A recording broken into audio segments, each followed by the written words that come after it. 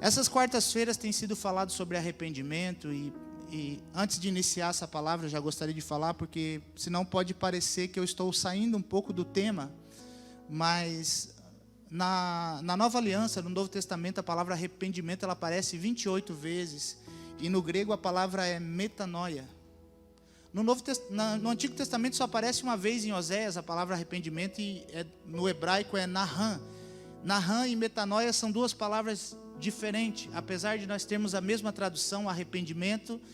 Nahan fala de sofrimento, de sentir pesar, porque na antiga aliança, quando o homem demonstrava arrependimento, ele precisava pegar um animal e levar para o sacrifício, e aquele animal inocente era degolado e a pessoa tinha que ficar com a mão em cima da cabeça para aquele sangue quente respingar, para ele sentir um inocente morrendo. Então aquilo provocava remorso, provocava dor, provocava uma sensação de, por causa de mim, alguém inocente está morrendo. Mas ao mesmo tempo a palavra nahan significa alívio, significa consolo, porque ao mesmo tempo aquela pessoa saía dali e sabia que Deus naquele momento tinha perdoado parcialmente os seus pecados. Mas na Nova Aliança em nenhum momento fala sobre pesar ou sobre tristeza, porque na Nova Aliança a palavra é metanoia, que é mudança de mentalidade, é mudar o pensamento. Por quê? Porque a Bíblia diz em Hebreus que o sacrifício perfeito, ele é maior do que Moisés, ele é maior do que os anjos, ele é maior do que Abraão. Amém? Jesus foi o sacrifício perfeito que perdoou de uma vez por todas os nossos pecados. Então, na Nova Aliança, eu não estou dizendo que quando você está no processo de arrependimento, você não sente constrangimento, ou quem sabe uma tristeza ou um pesar. Mas na Nova Aliança, o fundamento do arrependimento é mudança de mentalidade. Eu era um pecador, eu estava em Adão, eu estava morto, eu não poderia ter relacionamento com Deus, mas agora por causa de Jesus, por causa do sangue dele, por causa do seu sacrifício, eu tenho livre acesso à presença de Deus. E às vezes uma das confusões que acontecem é porque nós pensamos que quando esse sangue nos perdoa e nos limpa, nós nunca mais pecamos. Mas o pecado, o Espírito Santo nos convence do pecado, da justiça e do juízo. Pecado, singular, não pecados, plural. Qual o pecado? O pecado de Adão. Nós estávamos separados da presença de Deus, nós éramos seres dicótomo, porque no Éden, Adão perdeu o Espírito que Deus tinha soprado, então ficou apenas alma e corpo. Agora quando nós somos regenerados, o apóstolo Paulo diz que aquele que está em Cristo, uma nova criatura é, as coisas velhas já passaram e tudo se fez novo. Jesus falou para Nicodemos que ele precisaria nascer de novo. Então quando nós recebemos o sacrifício de Jesus pela fé, o nosso espírito na hora, ele nasce, nós nascemos de novo, nós não tínhamos mais o espírito. Sabe o que é isso? É como se lá no Éden, Deus soprou o Espírito no homem, e a Bíblia diz que ele se tornou alma vivente, ou seja, ele tinha um corpo, Deus fez da terra, do boneco, soprou, e aí ele se torna alma vivente. Então era espírito, alma e corpo. No pecado de Adão, o que foi perdido? O espírito. Quando nós nascemos de novo em Cristo, a Bíblia diz que então somos recriados no nosso espírito, o espírito está pronto. Mas Gálatas capítulo 5 fala que existe uma batalha entre a carne e o espírito. Por quê? Porque antes quem governava no Éden, Adão, era o espírito. A carne estava lá, o corpo, e a alma estava aqui. Então a alma refletia a vontade do espírito para manifestar na carne. Mas quando o homem perdeu o espírito, então o governo do espírito não existia mais, mas o homem passou a ser governado pela carne. Efésios capítulo 2.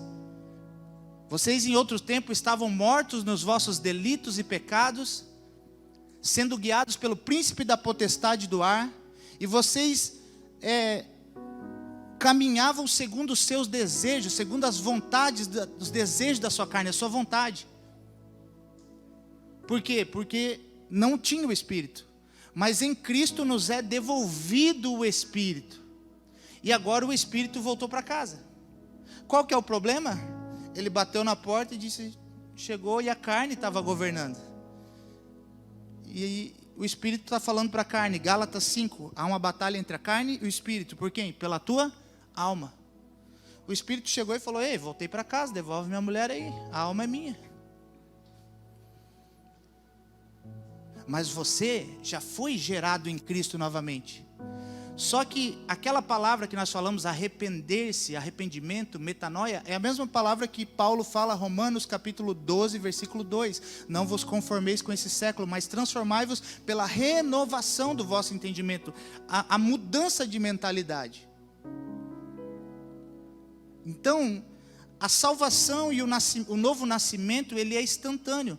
Mas a santificação, a renovação da mente, ela é processual. Só que você precisa compreender que aqui dentro já está tudo resolvido, irmãos. Aí o problema é que às vezes nós damos alguns deslizes e pensamos que não temos o Espírito. Ou pensamos que não somos perdoados. Mas por que isso acontece? É como se Deus tivesse feito uma mudança no nosso interior, porque não tinha o Espírito. Agora temos o Espírito de novo. Antes éramos governados pela carne. É como se fosse trocado o estômago, vamos supor. E antes o estômago que você tinha, que era o governo da carne, ele aceitava um monte de porcaria. Aceitava Coca-Cola, aceitava um monte de coisa que faz mal para a saúde. Aí Deus foi lá no novo nascimento e o Espírito voltou a governar. Agora o que acontece? Aqui, na mente, ainda a sua carne vai desejar. O fato de estar pronto aqui é como...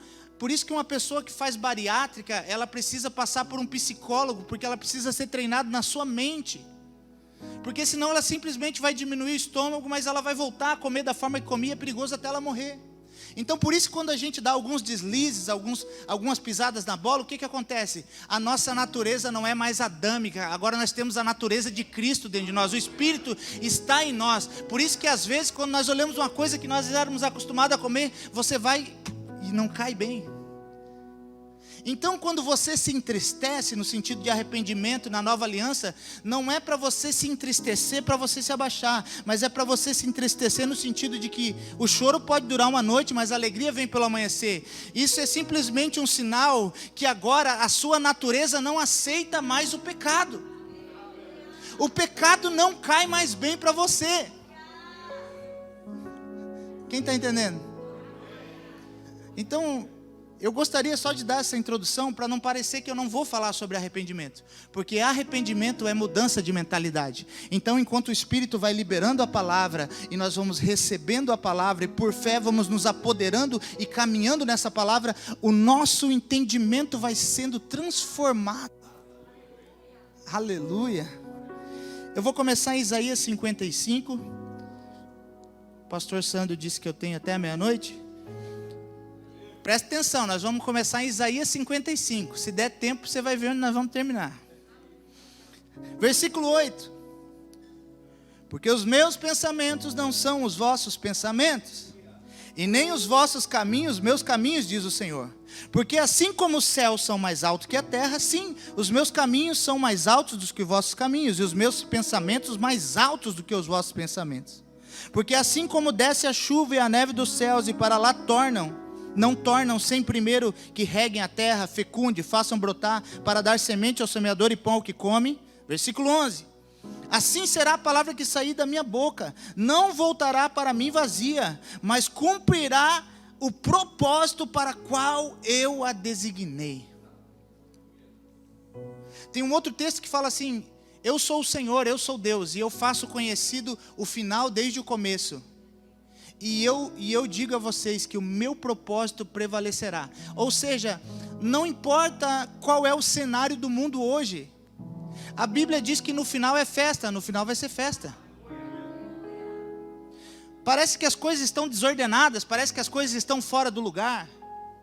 Parece que muita coisa está fora de ordem, mas a minha Bíblia diz em Gênesis, no capítulo 1, versículo 1, no princípio Deus criou os céus e a terra era sem forma e vazia, havia trevas na face do abismo, mas o Espírito de Deus pairava sobre as águas.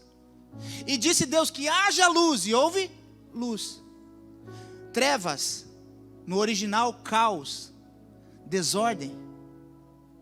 E muitas vezes a nossa vida está um caos, está uma desordem, a família, parece que está tudo virado do avesso. Mas eu quero dizer, o fato de estar desordenado não significa que o Espírito não está pairando e esperando somente um decreto de Deus. Então, nesse tempo que parece que está tudo uma loucura, a verdade é que o Espírito está pairando sobre a igreja, só esperando uma ordem de Deus, um decreto de Deus. Assim como Ele disse, haja luz, nesses dias Ele vai liberar palavras. Vem um tempo de colheita, vem um tempo de abundância. Nós somos a geração que vamos preparar a segunda vinda do Messias.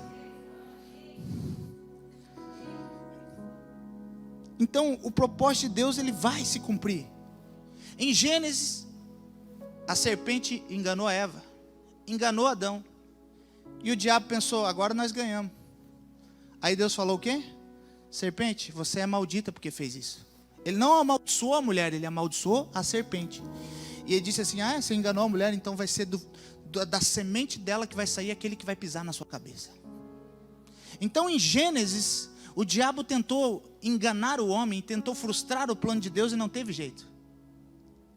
Lá em Mateus e Lucas 4, você vai ver também na tentação de Jesus, o diabo novamente tentou e pensou que teria sucesso, mas ele saiu humilhado. E a Bíblia diz em Apocalipse que vai vir um anjo e vai prender o dragão, a antiga serpente que é Satanás, o diabo. Ou seja, seja como serpente, seja como Satanás, seja como o diabo, seja como o dragão de Gênesis, Apocalipse, ele só perde. Eu estou na igreja aqui de crente ou não? Então não interessa o que aconteça na trajetória, o final, nós, a igreja, Pedro, tu és Pedro, e sobre essa pedra eu edificarei a minha igreja, e as portas do inferno não prevalecerão contra ela. Mesmo quando as taças da ira de Deus forem derramadas, vai ser como na antiga aliança, porque a antiga aliança é a sombra das coisas que iam vir. Quando a ira de Deus for ser derramada nas taças, vai ser a mesma coisa que as pragas no Egito, irmãos. Muitas coisas vão acontecer no mundo, mas nós, a igreja, não seremos tocados. Nós, se for preciso, Deus vai fazer maná cair do céu. Ei! O propósito dele vai se cumprir. É por isso que você está aqui. Muitos de vocês pensaram que ia morrer. Muitos de vocês pensaram que esse vírus ia acabar com a sua vida. Quem sabe você passou grande período com temor, mas você está aqui porque não acabou a sua carreira. Irmãos, eu não parei um dia. Eu parei 15 dias de fazer culto, mas eu não parei um dia de ter contato com pessoas. Eu estou aqui. Sabe por quê? Porque se Jesus quiser me encontrar, Ele sabe onde eu estou. Então não adianta se trancar em casa. Quando eu tinha 19 anos, eu levei um tiro na minha cabeça, queima-roupa. E não foi bala perdida, foi bala achada. O cara atirou para me matar mesmo. A bala varou pela orelha e bateu aqui. E a cabeça dura de vez em quando é bom. Porque não entrou no crânio, correu por dentro do couro e parou aqui. Aí o médico é obrigado a falar para minha mãe assim, se Deus deu essa chance para esse menino, fala para ele aproveitar. O médico, irmãos. Então, quem está em Cristo não morre, termina. Combati o bom combate, né? Eu corri a corrida, combati o bom combate, corri a corrida e completei a minha carreira e guardei a fé. Olha para quem está do seu lado e diga assim, enquanto você não completar o propósito que Deus tem para você,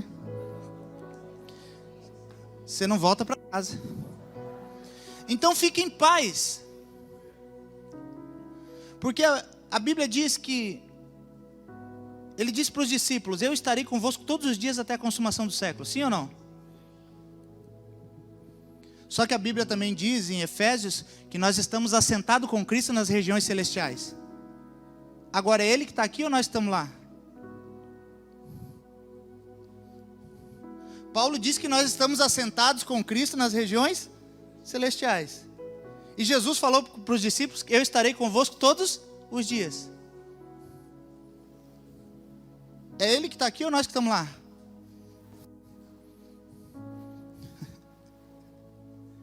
Ei, sabe o que é isso? Representatividade. Enquanto você está aqui, Ele está em você. Mas lá, é Ele que está representando você. Ele representa você lá e você representa Ele aqui. E o que acontece? Se amanhã eu acordar, Ele vai estar comigo. Mas se eu não acordar, eu vou estar com Ele.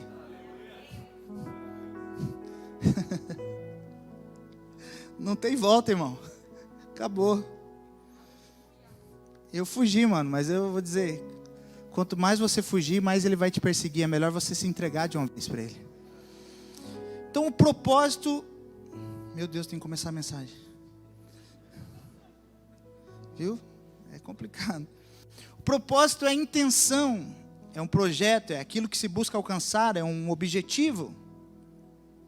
Por que hoje em dia muitas pessoas não descobriram ainda o seu propósito? Porque nós vivemos em uma geração que tem crise de identidade. Glória a Deus, porque essa casa é dirigida por um pastor que conhece a sua identidade. E sabe o seu propósito. Senão eu não estaria aqui nesse púlpito hoje. Porque homens de Deus, a nossa igreja é próxima aqui ao nosso prédio. Porque homens de Deus entendem que as ovelhas não são deles, que os discípulos não são deles e que a igreja não é dele. As ovelhas têm um dono, os discípulos têm um dono. As ovelhas têm um dono. Então, glória a Deus por homens como o pastor Fausto, que tem convicção da sua identidade e do seu propósito. Glória a Deus. Por quê? Porque daí nós não nos tornamos competidores, nós nos tornamos cooperadores e fazemos o reino crescer. Porque hoje eu posso estar aqui liberando uma palavra do céu, mas eu vou para casa, você deve prestar continência e submissão ao seu pastor que tem dado a vida por você. Quem está me entendendo? Olha para quem está do seu lado e diga assim: se você pensou em trocar de igreja, se deu mal. Diga assim: não tem outra igreja, só tem uma igreja. Diga assim: se você pode mudar de país, de continente, Deus vai perseguir você para cumprir o propósito que Ele tem na sua vida. Uau! Atos capítulo 20.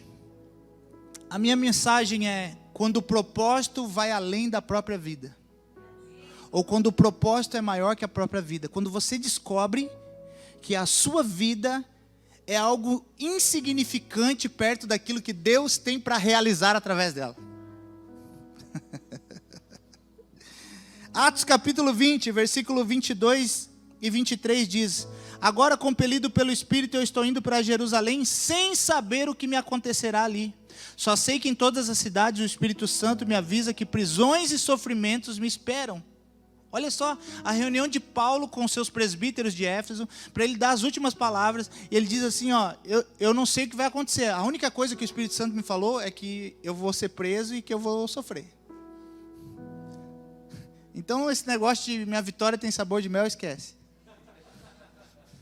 Porque muitas vezes a sua vitória vai ter sabor de fel. Mas vai ser vitória. Então, versículo 24, ele diz assim, ó: todavia, eu não me importo e não considero a minha vida de valor algum para mim mesmo, se tão somente eu puder terminar a corrida e completar o ministério que o Senhor Jesus me confiou de testemunhar o evangelho da graça de Deus. O que eu vejo aqui? Eu vejo aqui um homem que está compartilhando com seus discípulos que a qualquer momento ele vai ser preso, ele vai ser açoitado, ele vai sofrer, mas ele não diz assim, pô, eu fiz 7 semanas na igreja e não deu nada, vou embora. Aqui não acontece isso, amém? Olha para quem está dizendo, diga, aqui não. Diga assim, aqui na embaixada não. Diga assim, em algum lugar por aí. Aí eu vim da segunda a quarta, eu orei e não aconteceu nada. Olha o que Paulo diz: prisões me esperam, açoite, sofrimento. Mas eu quero dizer uma coisa para vocês: a minha vida não tem valor nenhum. A minha vida só tem valor se eu completar o propósito que Ele estabeleceu para mim, que foi pregar o Evangelho da graça de Deus. Eu quero dizer uma coisa para você, muitas vezes tem pessoas que passam sofrimentos desnecessários. A Bíblia diz que se for para você sofrer, que sofra fazendo a vontade de Deus, porque ali é a plenitude. Então não fuja do sofrimento, porque o sofrimento uma hora ou outra ele vem, mas se você estiver na presença de Deus, Ele é o teu consolador. João capítulo 14, eu rogarei ao Pai, e Ele te dará, você não vai ter que pagar um preço, Ele te dará outro consolador. Meu Deus. Quais são os pilares do propósito? Aquilo que sustenta, eu coloquei 3 aqui, que eu acredito que sejam os mais importantes. A primeira coisa para sustentar o propósito de Deus na minha vida é ter convicção. Efésios 11:6 diz que sem fé é impossível agradar a Deus, porque é necessário que aquele que se aproxima de Deus creia que Ele existe e é galardoador ou recompensador daquele que o busca. Então a fé é um dos fundamentos, dos pilares que sustentam o propósito de Deus na minha vida. Eu preciso acreditar, eu não venho para a igreja apenas por uma religião, ou apenas porque vai ter culto na quarta-feira. Eu venho para a igreja porque Hebreus 10:25 diz que eu devo congregar, que eu não posso deixar de congregar. Eu venho para a igreja porque Mateus 18:20 diz que onde tiverem 2 ou 3 reunidos em meu nome, ali eu estarei. Então não tem culto menor e culto maior, seja na quarta, seja lá no grupo pequeno, lá na célula. Se tiver 1 ou 2 ou 3 reunidos e for no nome dele, ele vai estar ali no meio. Não existe culto pequeno e não existe culto grande. Existe culto com a presença e sem a presença. E eu sinto a presença dele aqui.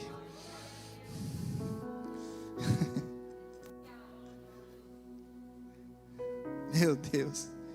Convicção, cara. A convicção de que Deus está aqui. A convicção de Colossenses 3:23. Tudo que você fizer, faça de todo o coração, como para o Senhor e não para homens. Porque é Cristo Jesus que você está servindo e dele você vai receber a recompensa. Então se eu estou servindo na escala, se eu estou ministrando para o Senhor, eu estou fazendo para o Senhor. Sim, eu estou fazendo em submissão, em honra, sim, ao meu líder, porque Deus designou ele. Mas eu não estou esperando recompensa humana, porque pela fé eu sei que quem é o meu recompensador é Deus. Isso é fé. Quando você tem esse entendimento, você não se move por circunstância e nem por necessidade. Você se move porque já é. A fé não faz Deus mudar ou Deus fazer. A fé faz eu me apropriar daquilo que já está feito. A fé não é para manipular Deus. A fé é para mim entrar na vontade de Deus. É para mim entrar na promessa de Deus. Aquilo que Ele já falou a meu respeito. Eu deixo mais 2 textos para regar você com fé. Salmo 139, anota. E Gênesis 1:26. Salmo 139 diz que antes, desde o ventre, ali era um outro texto de Jeremias, as mulheres que vão nesse congresso aí poderoso, que vai falar sobre origem, Ali disse o texto de Jeremias, antes do ventre eu te escolhi. E Salmo 139 também fala que ainda antes de ter forma, Deus já tinha escrito todos os nossos dias num livro.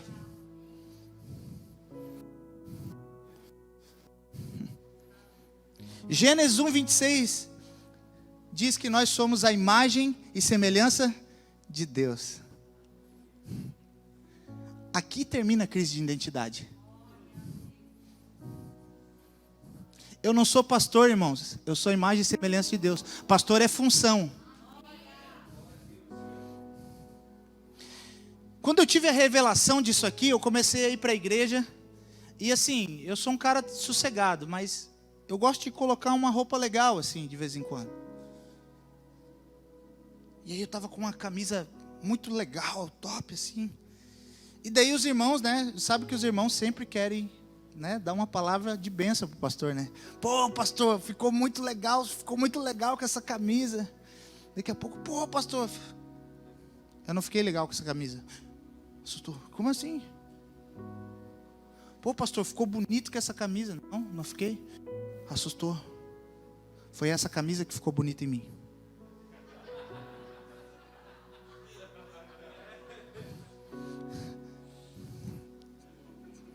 Ei, quando você entende a sua origem, de quem você veio, filho de quem você é, imagem e semelhança de quem você é, não é a roupa que define você, não é o carro, não é o seu talento, mas é quem gerou você. Você é a imagem e semelhança dele.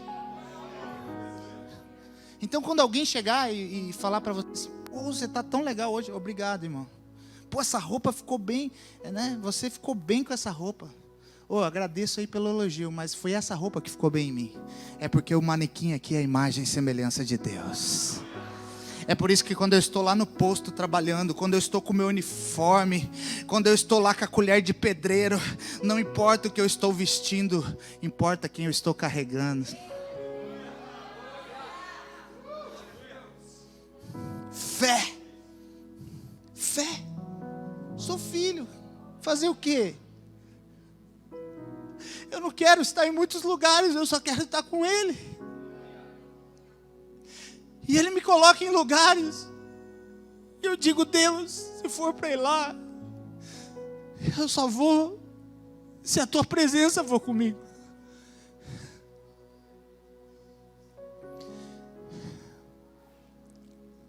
Eu quero só transitar no reino.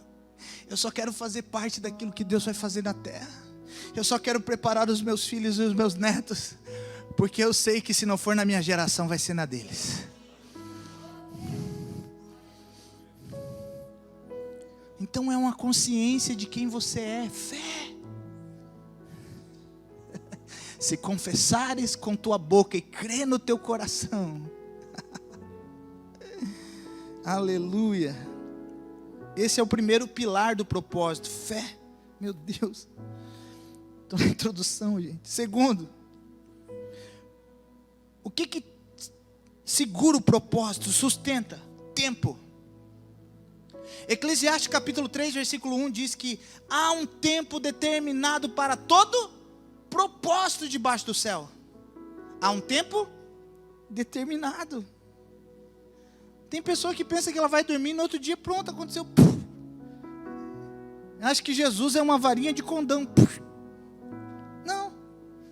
Ali diz que tem tempo de chorar, tempo de rir, tempo de plantar, tempo de colher, tempo de nascer, tempo de morrer. Então, se Deus falou algo ao seu respeito que ainda não aconteceu, fique tranquilo, não chegou ainda o tempo. Não chegou ainda o tempo. Olha para quem está do seu lado e diga assim, descansa. Por que você está preocupado? Se Deus falou, está falado. O propósito dele vai se cumprir. Fica tranquilo. No tempo certo, vai chegar o que você está esperando. E eu não falo isso para jogar para aquela mensagem que sempre joga para frente, mas eu falo isso para você entender que a nossa vida tem estações, tem temporadas. Tem tempo que parece que onde você vai tudo dá certo, tudo acontece, tudo, mas tem dia que parece que tudo dá errado. Vai só comigo. Abraão recebeu uma promessa e ela se cumpriu lá no seu bisneto José no Egito. Calma. Existem palavras que foram liberadas sobre nós, que nós vamos vivenciá-las. Mas existem palavras que foram liberadas sobre nós, que nós vamos vivenciá-las através da nossa semente, os nossos filhos, os nossos netos e bisnetos. Sabe qual que é a minha alegria? É saber que mesmo que os meus filhos queiram se desviar, eles não vão conseguir. Eu não sei, quem aqui é pai? Eu tenho 7 filhos, irmãos. Tá? 4 da barriga e 3 adotivas. Amém? Ora por mim, eu preciso, irmão. Preciso enriquecer logo. Não é fácil. Jesus, 6 mulheres, né? Pensa nos 6 mulheres filhas, né, irmão? Tem uma mulher, glória a Deus, aleluia. Amém, irmão? Amém, irmão? A Bíblia continua sendo Bíblia. Joga essa graça barata longe de você. Por que eu estava falando isso, gente? Eu estava no... o tempo, né? Então é isso aí. Sei lá. Talvez você estava chorando, eu não tenho nem dinheiro para criar meu filho. Eu estou criando 7, irmãos. Agora 2 casou, glória a Deus. Agora já começa, os genros dar uma... Ai. Então tem coisas que vai acontecer lá na frente. Terceiro pilar, e aí seria um tripé, que sustentam o propósito, sofrimento. Ai. Ô pastor, esse não é o evangelho. Paulo disse assim, cara, o Espírito Santo está me mostrando que essa temporada eu vou ficar só na praia surfando. Não, que eu vou sofrer. Então nós precisamos ter essa consciência que o sofrimento, ele faz parte. Agora, não é a vontade de Deus, irmãos. A vontade de Deus estava no jardim do Éden, mas nós estamos preparando o cenário para a segunda vinda do Messias, para o milênio, para a restauração de todas as coisas, para nós entrarmos nesse lugar onde diz, lá não haverá mais lágrima, lá não haverá mais dor. Mas por enquanto não tem jeito. Tem dia que você vai querer matar uns. Aqui ninguém sente essa vontade. Eu me senti mal agora. Arrependa-se, Fabiano. Tem dia que você quer matar um. Tem dia que você diz assim,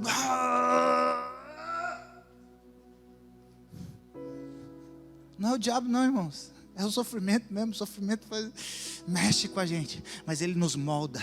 Ele vai nos tratando. Ele nos vai mostrando que Deus é poderoso. Que na minha fraqueza eu sou forte. Que o poder dele se aperfeiçoa na minha fraqueza.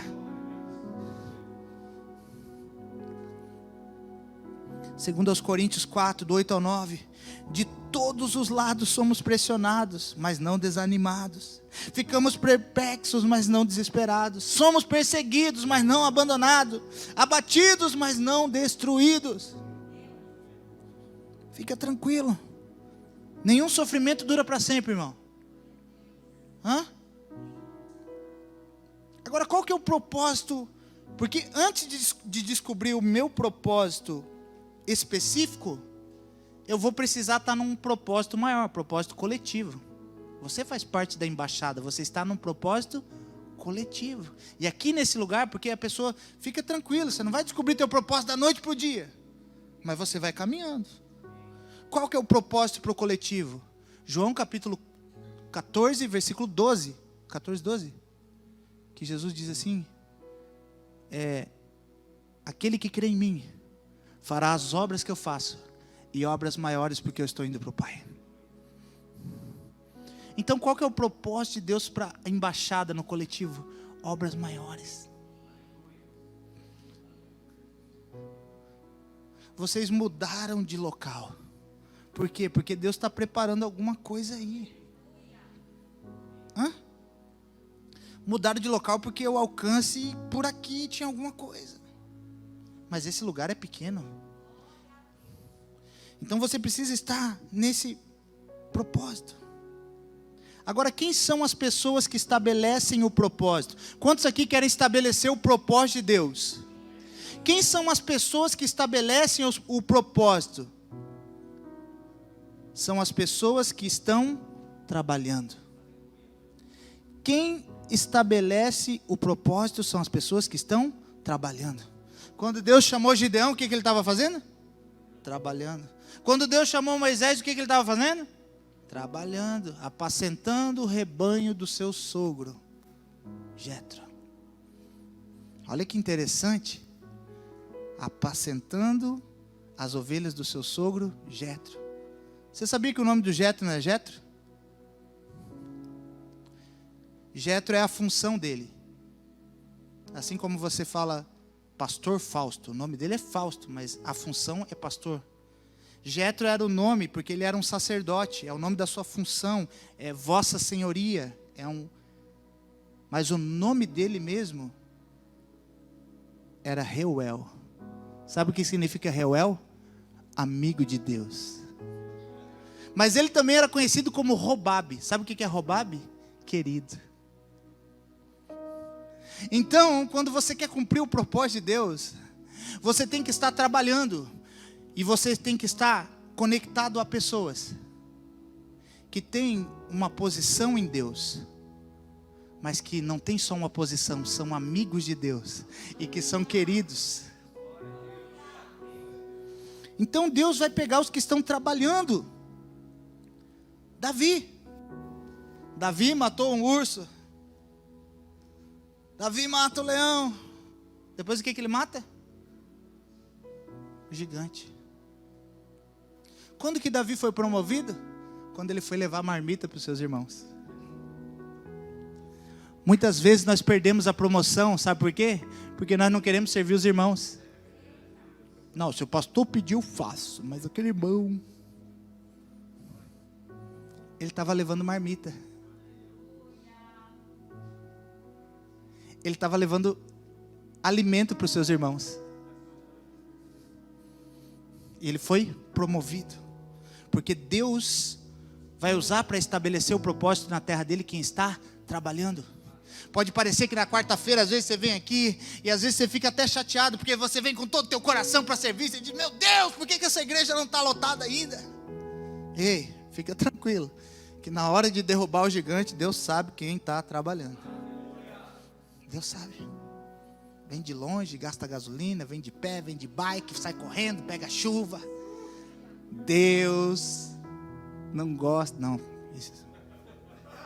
Foi mal. Vamos voltar aqui. Ninguém viu nada, corta no YouTube. Deus falou uma coisa para o preguiçoso: vai ter com a formiga. Amém? Então continue trabalhando. Continue na pegada, continue. Chega e implora, diz assim, pastor, o que tem para me fazer aqui? Ai, pastor, o que eu posso fazer? Ah, não tem nada para fazer, então vou para a igreja para orar, pastor. Me deixa fazer alguma coisa. Entendeu? Às vezes o pastor vai te despistar um pouco. Não, mas fica na cola. Porque Deus vai usar para estabelecer o propósito quem está trabalhando. Quem mais que Deus usa para estabelecer o propósito? Aqueles que não fogem da batalha. Gálatas 6,17, estão incomodando Paulo. Ele diz, que ninguém mais me perturbe, porque eu trago no meu corpo as marcas de Jesus. Marcas fala de quem não fugiu da batalha. Marcas fala de quem venceu dores. A Bíblia diz que nós somos mais que vencedores. Aí tem gente que diz assim, pô, nunca vai acontecer nada comigo. Binha, nunca vai acontecer nada comigo, eu sou mais que vencedor. Daí daqui a pouco ele começa a passar umas dores. No mundo existem muitos vencedores. Quantos aqui conhecem alguém que já teve uma perda, assim, algo irreparável, e começou de novo e conseguiu reconstruir? Porque no mundo você vai ver muitas pessoas que vencedores. Vencedores. Entendeu? É duas palavras, vencedores. Só que a Bíblia diz que nós somos mais do que vencedores. Sabe o que essa palavra está dizendo? Que até aquela dor que seria insuportável, nós vamos vencer. Aleluia. Então, vencedores fala daqueles que venceram dores. A igreja começou com um pequeno grupo de discípulos que se alegravam por passar por batalhas. Qual que era o grande testemunho?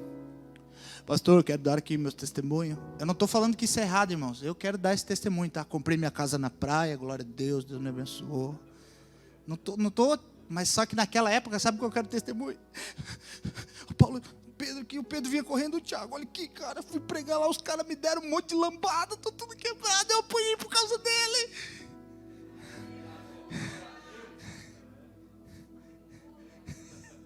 Esse era o testemunho que fazia crente virar cambalhota na congregação. Quando Pedro chegou lá, que os irmãos oraram, o anjo foi, abriu, ele chegou e bateu. Disse, rapaz, cheguei lá, os caras me deram umas bicas, me jogaram no tronco, vamos ver agora aí, seu crentinho. Ele disse, pô, cara, Jesus mandou o anjo lá e abriu, cara. Quando ele abriu, eu nem acreditei. Eu falei, agora sai, não sai? Eu saí. Quem está comigo? Foi assim que a igreja começou, com homens e mulheres que estavam dispostos a vencer dores, e as dores para eles não eram motivo de desistência, as dores para eles eram motivo de resistência, e de dizer assim: então é isso mesmo, eu estou glorificando o nome de Jesus, porque bem-aventurados são aqueles que são perseguidos por amor do meu nome. Mas o que aconteceu? A igreja começou a crescer. Ela se tornou religião. Chegou em Roma, religião. Fizeram esse negócio aqui. Um fala, todo mundo escuta, um vendo a nuquinha do outro, clericalismo. A igreja cresceu, chegou em Roma, virou religião. Mas essa igreja continuou crescendo e chegou na Grécia. E quando chega na Grécia, aí piorou a situação. Ela se tornou filosofia. É por isso que hoje, e nada contra também, irmãos, eu também escuto. Mas eu escuto quando é para desenvolvimento pessoal e profissional, coaches. É por isso que muitas vezes os coaches estão querendo liberar a palavra de Deus. Por quê? Porque pensa que a palavra de Deus funciona só aqui. Não, irmão, é tudo de dentro para fora. Se não comunicar no Espírito, a Bíblia diz que é o Espírito que testifica no meu Espírito, não é aqui na minha cabeça. Pela fé entendemos. Não entendemos para depois ter fé. Primeiro temos fé e depois vamos entendendo. Você sai do barco e vai pisando, e vai andando sobre as águas, e de repente você começa a afundar e diz: socorro, Jesus! Aí você entende que a moral não é sair do barco e andar sobre as águas. A moral é estar afundando e ter uma mão para te segurar. Porque às vezes você começa a dar umas pisadas, né, por cima das águas. Já aconteceu isso comigo. A igreja começa a crescer, expulsar uns demônios, fazer grandes conferências. Aí você começa a pensar que é você que está fazendo alguma coisa. Aí, vamos ver, deixa ele afundar um pouquinho. Ai, meu Deus, Jesus.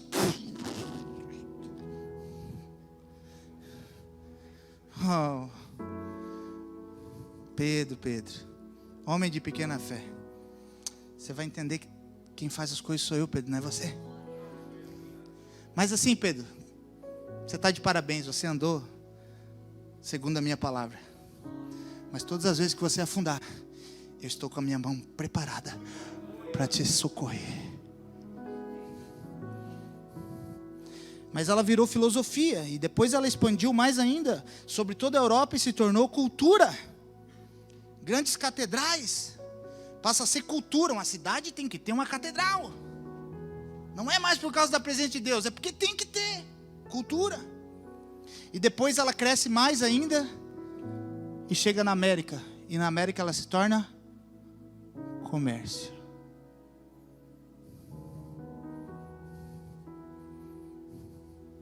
Mas eu creio que nesses dias Deus está levantando homens e mulheres, e aqui na embaixada do reino de Deus está uma porção desses homens e mulheres, que não vão andar por filosofia, que não vão andar por cultura, que não vão se movimentar por uma religião, por costume, mas vão ser homens e mulheres cheios do Espírito Santo, que não vão se importar com os açoites, com as perseguições, mas vão glorificar o nome de Jesus.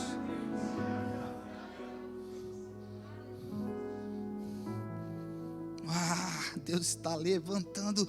Ei, sabe quando Moisés jogou o cajado? Se tornou uma serpente? Aí o que aconteceu? Os magos do faraó também jogou. Aí o que aconteceu? O Moisés falou: pô, e agora Jesus? Agora o Senhor deu errado. Não, a serpente dele foi lá e fez o quê? Engoliu as outras. Sabe por quê? Porque tudo aquilo que é verdadeiro engole o que é falso. Sabe o que está acontecendo nesses dias? Essa pandemia, ela não veio para matar ninguém, não foi Deus que mandou, mas essa pandemia serviu para mostrar, sabe o quê? Não foi para derrubar ninguém, não foi para tirar nada para ninguém, mas para mostrar onde estava o fundamento. Porque na hora da luta travada, na hora da dificuldade, nós percebemos qual é a casa que está sobre a rocha e está sobre a areia. Então se você está aqui hoje, esse é um sinal que a sua casa está sobre a rocha. Quem sabe você veio aqui nessa noite sem nenhum real no seu bolso. Quem sabe você veio para cá, está brigado com o esposo, com alguém na sua casa. Mas eu quero dizer, você está colocando e cumprindo esses pilares para você cumprir o propósito de Deus.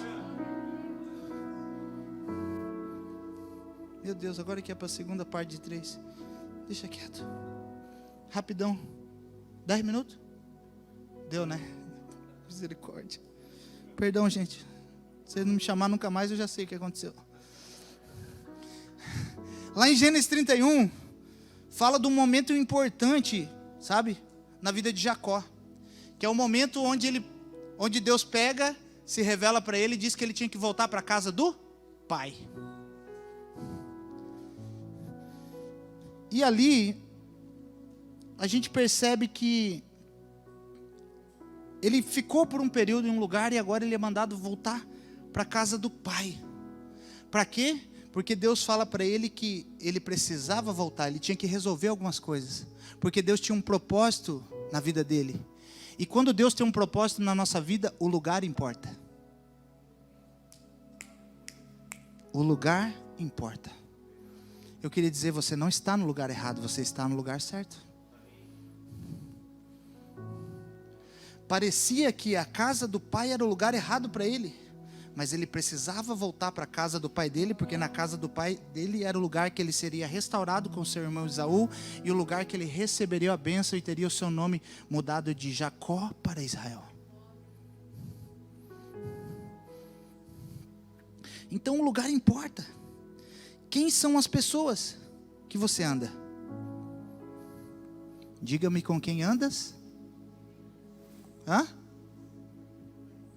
Diga-me com quem andas, e eu te direi se eu vou junto. Dependendo com quem você andar, eu não vou. Quem está me entendendo?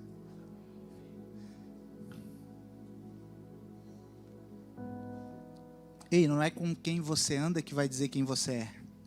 Vai ser quem anda com você que vai ser transformado. Então diga assim, diga-me com quem andas, que eu te direi se eu vou junto. O lugar importa. Eu não estou em qualquer lugar. Você hoje não está em qualquer lugar, você está no melhor lugar. Então eu vou correr um pouquinho. Tem também o favor de Deus.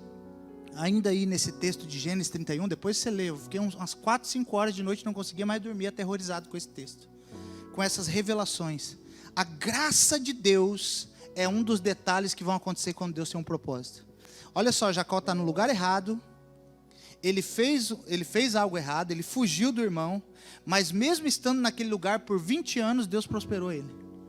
Porque ele trabalhou 14 anos por uma mulher. Eu falei, meu Deus do céu, cara. Ele teve o salário dele mudado por 20 vezes. Ele trabalhou 14, depois ele trabalhou mais 6. Nesses 20 anos ele teve o salário dele trocado 10 vezes. Sabe o que acontecia? A Bíblia diz que Deus prosperava ele. Sabe o que é isso? Graça. O sogro dele vinha e enganava ele. Não, o que nascer tudo purinho é meu. O que nascer malhado é teu. Daí ele ia lá, fazia um risquinho na varinha, botava lá, tomava lá, nascia tudo malhado. E Jacó ia ficando rico. Então, quando Deus tem um propósito com a nossa vida, mesmo quando a gente está no lugar errado, quando algumas coisas que a gente fez errado, Deus vai continuar com a graça dele. Por isso, tome cuidado. Tome cuidado, porque as coisas estão dando certo não significa que você está no propósito. Prefira o propósito do que o favor. Não fique só na graça. Paulo falou para os colossenses, desde que vocês receberam a graça de Deus, vocês tinham amor uns pelos outros, uma igreja que tinha fé no Senhor Jesus, que pregava, uma igreja perfeita, meu. Amor uns pelos outros, igreja perfeita. Mas Paulo disse que desde quando eu fiquei sabendo que por causa da graça vocês passaram a viver isso, eu comecei a orar para que vocês fossem cheios do pleno conhecimento da vontade de Deus. Então as coisas estarem dando certo não significa que eu estou na vontade de Deus. Eu tenho que perseguir a vontade de Deus, não os resultados. Quem está comigo? Estou terminando, gente. Graça. Outra coisa importante, paternidade. Quem tem pai tem herança. Quem tem filho, esperança. Aonde? Volta para a casa do teu pai. Sabe o que está acontecendo nessa pandemia? Muita gente está voltando para a casa do pai. Porque é só na onde há uma paternidade, e aqui existe a paternidade de Deus, mas eu quero falar da paternidade ministerial. Vocês têm um pastor, vocês têm uma paternidade sobre a vida de vocês. É Ele que dá destino, é Ele, através do Espírito Santo, que ministra a sua vida. Ah não, eu só sirvo a Jesus. Ah, irmão, então pede para morrer. Porque na terra não vai dar para servir Jesus sem servir homens. Ele diz que é na igreja o negócio, né? Ele deu para a igreja uns apóstolos, profetas, evangelistas, pastores e mestres, com o fim de equipar os santos. Então, mas glória a Deus, porque aqui nessa casa não existe apenas um líder, mas existe um pai que está vendo, que está enxergando. E fica tranquilo, se você está na aljava, na hora certa, você vai. Outro dia nós falamos mais sobre paternidade. Eu preciso terminar. Jó 42:2. Bem sei que tudo podes e nenhum dos teus propósitos pode ser impedido ou pode ser frustrado. Ou seja, o que Deus fala, acontece. Mas quando se fala no fim, as pessoas pensam assim, pô, vai ser só meia dúzia de pessoas que vai ser salvo, e a igreja vai diminuindo, porque a Bíblia diz que nos últimos dias o amor de muitos se esfriaria. Ah, eu não estou nesse lado da profecia não, irmão, estou no outro lado que diz, nos últimos dias derramarei do meu Espírito sobre toda a carne. Não. Se você quiser ficar com esse lado da profecia, fica. Diga assim, aqui não. Amém, queridos? Então, tem muita pessoa dando crédito para o diabo. Nossa, isso aqui agora, o anticristo. Oh, mano, o anticristo, a Bíblia diz que Jesus vai vir, vai dar um sopro com a boca dele. Acabou o anticristo, acabou tudo. Acabou a besta, acabou tudo. E nós vamos governar com ele. Então o final não é uma igreja derrotada, é uma igreja vitoriosa, é uma igreja gloriosa. É essa igreja que está sendo estabelecida aqui para o propósito. A Bíblia diz em Apocalipse que Deus mandou um anjo, cara. Miguel, Rafael, não fala nem o nome. Um anjo, letra minúscula, qualquer um. Quem está aí? Vai lá, prende o dragão, chegou a hora. Por quê? Porque a palavra que sai da minha boca não volta? A Bíblia diz em Salmos 37, 4 ou 5. O anjo do Senhor acampa-se ao redor que o teme, guarda. Está vindo muita luta contra a minha vida, está vindo. Tem um anjo aí, que Deus mandou só para...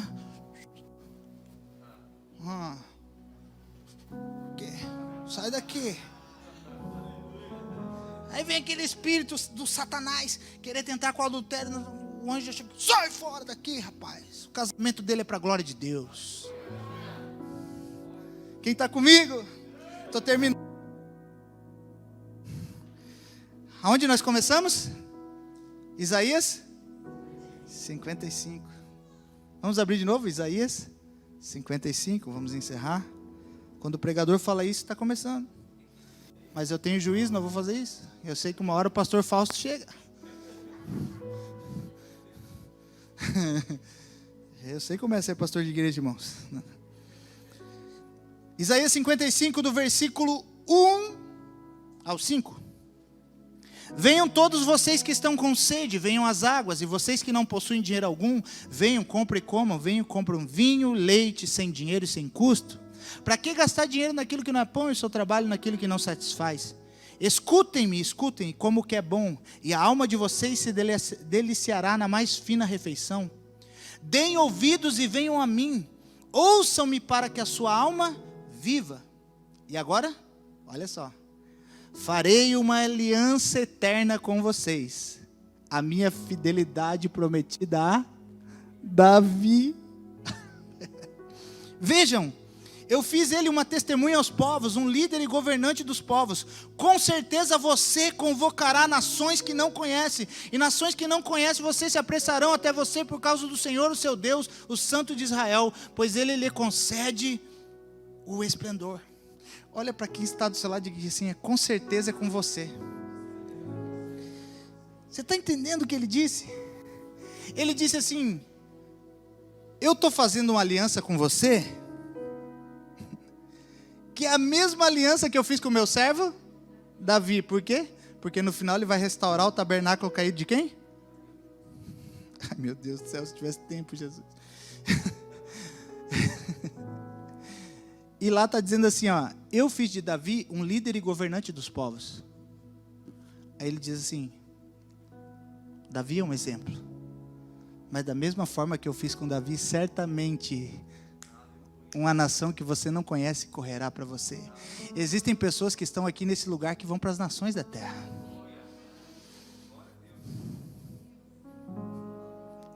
A mesma aliança que foi prometida para Davi é a mesma aliança que ele prometeu para nós. Ele disse, vocês viram Davi? Em outras palavras ele estava dizendo assim, vocês viram Davi? Davi fez um monte de burrada. Mas eu fui com ele porque eu tinha uma aliança. E eu tenho uma aliança com você. Aquilo que eu falei sobre a sua vida vai acontecer. Então nos próximos dias,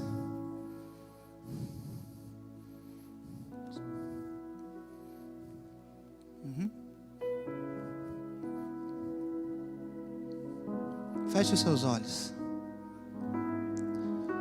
Santo, és incomparável, não há outro como tu. Reina sobre. Ministério de louvor pode subir, nós já vamos encerrar. O horário já foi. Fique de pé no seu lugar. Aquilo que Deus declarou sobre a sua vida vai se cumprir. Você precisa crer naquilo que Deus falou a seu respeito. A palavra dele não volta vazia.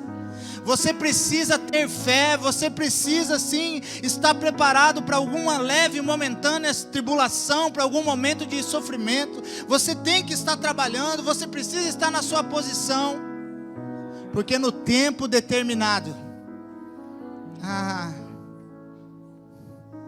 Quantos aqui tem promessas de Deus? Levante a sua mão. Ei, nos próximos dias Deus vai liberar algumas coisas aqui. Nós vamos ouvir testemunhos, porque Ele não é homem para mentir e nem filho do homem para se arrepender. Ei, essa igreja não veio para cá para minguar, essa igreja veio para cá para explodir. Eu vejo algo muito profético. Eu vejo de um lado uma igreja e do outro lado um shopping. Parece que Deus está me dizendo, eu vou fazer uma transferência nesses dias. Ei, não vai mais ser os shoppings dessa cidade que vão estar lotados, mas vai ser a minha casa.